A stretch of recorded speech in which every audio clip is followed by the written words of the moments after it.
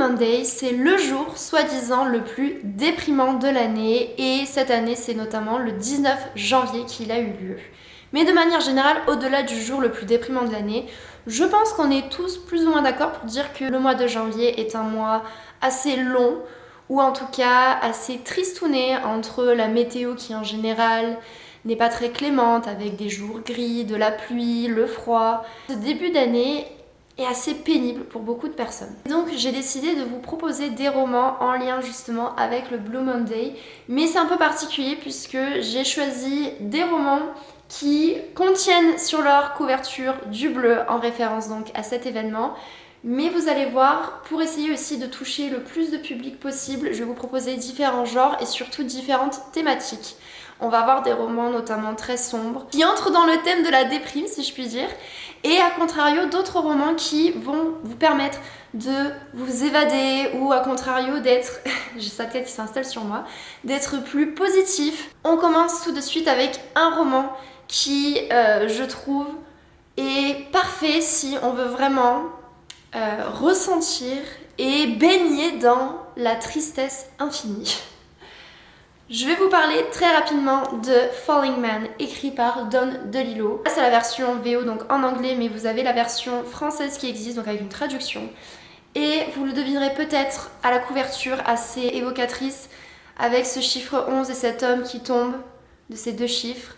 On est sur les attentats du 11 septembre. C'est un roman qui va suivre différents personnages qui ont vécu directement ou indirectement les attentats du 11 septembre et on va voir en fait comment ils vont justement faire leur deuil ou comment ils vont gérer justement ce traumatisme. Parfois justement ils ne vont pas réussir à le gérer et donc on va voir toutes les conséquences que ça a sur leur psychologie, sur leur relation avec autrui et c'est un roman que je trouve bouleversant et en même temps magnifique à lire et on s'identifie énormément aux personnages même s'ils sont très différents de nous parce que la façon dont justement l'écrivain développe leur psychologie et toutes les figures de style, tous les procédés littéraires qui sont utilisés justement pour faire ressentir des choses au lecteur est juste puissant.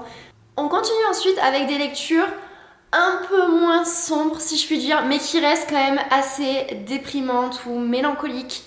On va avoir notamment Ghost World, écrit et dessiné par Daniel Clowes. Donc là on est sur une lecture qui va être courte puisque on a des planches. Cette fois-ci on va être sur des thématiques plus ordinaires puisque l'on va suivre deux jeunes adolescentes qui vont entrer dans l'âge adulte et qui se posent énormément de questions comme tout être humain qui devient adulte, que ce soit sur les relations, sur sa place au sein de la société, sur la société en elle-même. Est-ce que je peux ou est-ce que j'ai envie de rentrer dans ce moule? Mais est-ce que je peux être quelqu'un d'autre? Enfin bref, plein de questionnements comme ça et au final la désillusion totale, le rêve américain qui en réalité n'est qu'une idéologie de façade qui sera beaucoup moins triste et déprimant que Falling Man.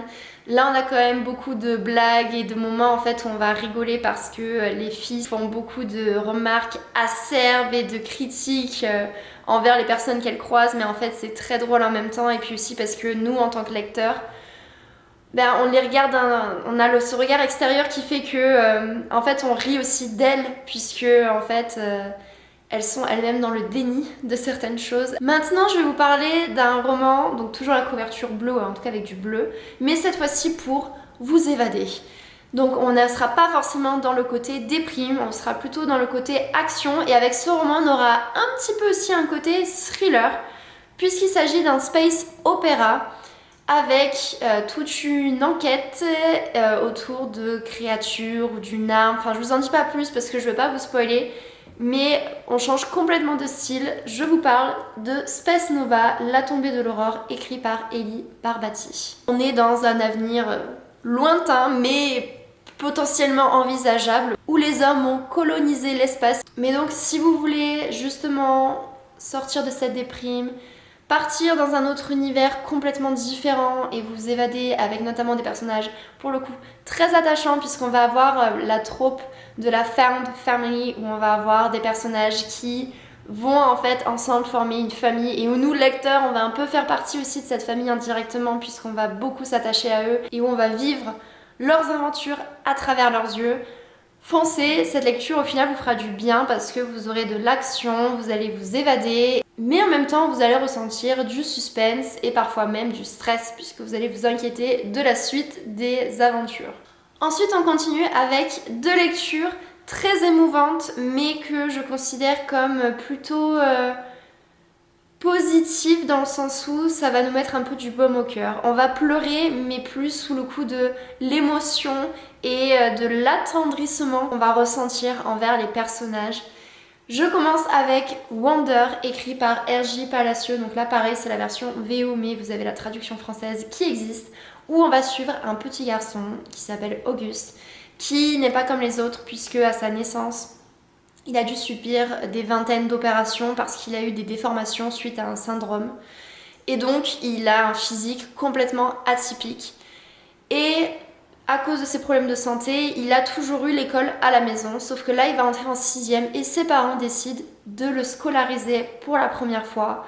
Et donc il va faire ses premiers pas dans l'école. Et vous vous doutez, ça va être forcément très difficile pour lui au début puisqu'il va subir des moqueries, que ça va être très difficile pour lui en fait de s'intégrer.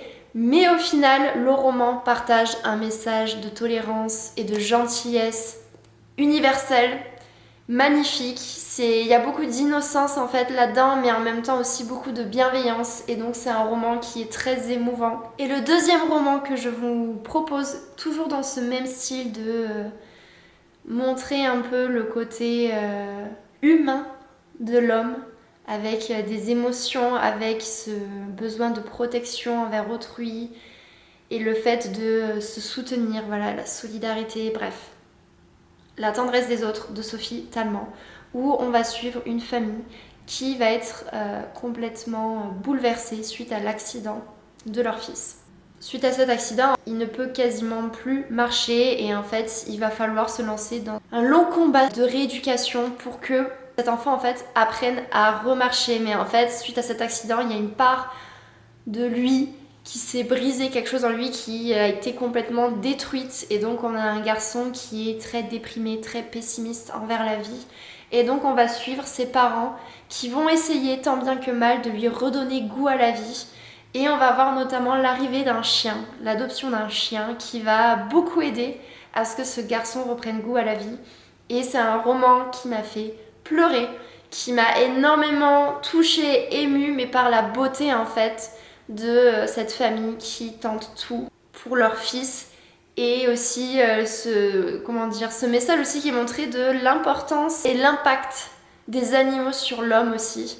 Et bref, c'est une histoire très touchante. Et alors pour le dernier roman que je vais vous présenter, c'est un peu particulier, c'est une mention spéciale si je puis dire, puisque déjà il n'y a pas de bleu sur la couverture, mais là on est dans le roman Feel Good si vraiment vous voulez sortir de la déprime, sortir de la mélancolie et juste rigoler, sourire et vous sentir bien. Alors je sais que ce roman il n'est pas du tout adapté à tout le monde dans le sens où ça plaît ou ça plaît pas du tout en fait, soit ça passe soit ça casse, ça va dépendre de vos goûts littéraires.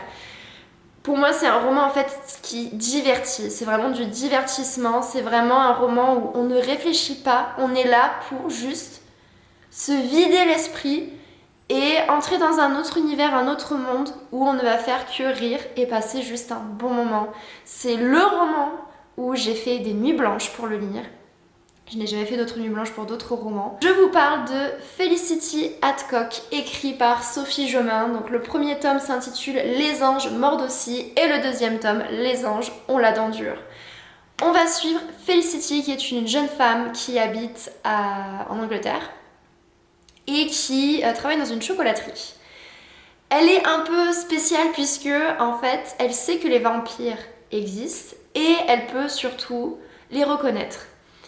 Et ce qui est beau là-dedans, c'est qu'elle ne peut pas se faire manipuler puisque les vampires ont ce pouvoir de manipulation sur les humains. Sauf que un jour, elle va rencontrer lors d'une soirée en boîte de nuit où elle n'avait absolument pas envie d'aller, mais où sa meilleure amie Daphné, une Française un peu faux-folle, l'a forcée à aller. Elle va donc rencontrer un homme qu'elle pensait être un vampire qui s'appelle Stanislas. Et elle qui pensait ne pas tomber dans ses bras, ne pas se faire avoir, puisqu'elle ne veut pas se faire manipuler par les vampires, va se réveiller le lendemain dans une chambre d'hôtel où elle va retrouver des préservatifs usagés et une marque de morsure au niveau de son N.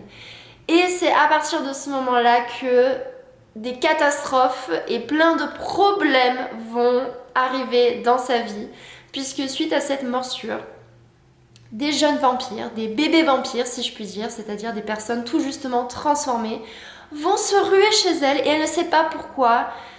Elle a l'impression que ça vient de cette marque, mais pourquoi elle ne sait pas. Et donc tout cela va attirer l'attention de pas mal de monde. J'en dis pas plus, mais c'est une lecture qui m'a fait hurler de rire, que j'ai lu plusieurs fois. C'est un roman doudou pour moi. Donc si vous aimez bien la beat lit, donc que vous aimez les histoires où en fait on va suivre une femme, une héroïne qui a une vie complètement ordinaire, mais qui du jour au lendemain va être bouleversée par l'interruption de créatures fantastiques, vampires, loups-garous, peu importe, vous êtes au bon endroit puisque c'est clairement ça, avec beaucoup d'humour. Ça y est, c'est la fin de cette vidéo, j'espère qu'elle vous aura plu et qu'elle vous aura donné des idées de lecture et surtout que vous aurez pu, parmi toutes ces propositions, trouver un ou deux romans qui pourraient vous plaire et vous correspondre pour la période du Blue Monday ou en réalité pour n'importe quelle période de l'année. N'hésitez pas pour soutenir cette chaîne à vous abonner si ce n'est pas encore fait, même à activer la petite cloche pour recevoir les notifications quand une nouvelle vidéo est postée, à commenter, à partager la vidéo. On se retrouve très prochainement pour une autre vidéo. En attendant, portez-vous bien. Ciao ciao!